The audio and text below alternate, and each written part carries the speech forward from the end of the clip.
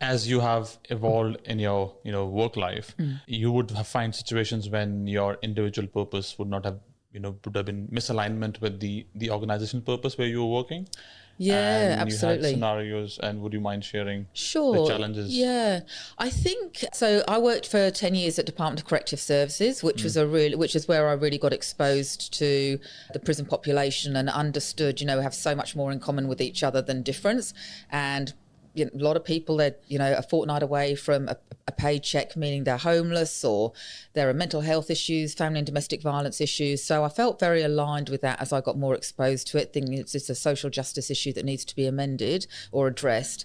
I think the changes in corrective services meant not so much that I didn't feel aligned with the purpose of rehabilitation and reintegration. It was just how it was done. Yeah. So you can agree with the goals of the organisation, but you can change who you work with or what projects you work on.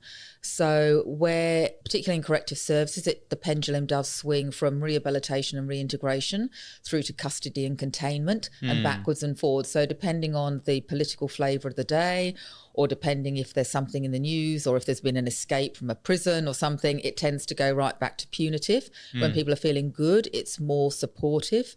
So it's that, where on the pendulum is the environment. So I do not feel comfortable with more punitive regimes or approaches, and are much more aligned with approaches that are about supporting someone to get on with life rather than punishing them for something that's gone wrong. Is that similar value systems across prison systems in Australia, across states? It really varies from prison to prison and state to state. A lot of it will depend on the politics of which party is in power, how sort of liberal or social justice focused they are. It does depend on the actual minister in charge as well.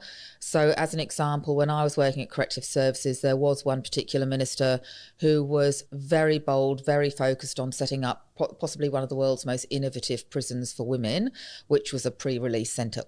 Totally focused on rehabilitation, reintegration, education, training, getting back out there, asserting independence and freedom for women. But that took that minister, that was quite a bold move. And prisons aren't a vote winner. And many people are like, bread and water, throw away the key, they deserve it. It was quite the bold move to stand up and create something like this. So that was unique. Yeah.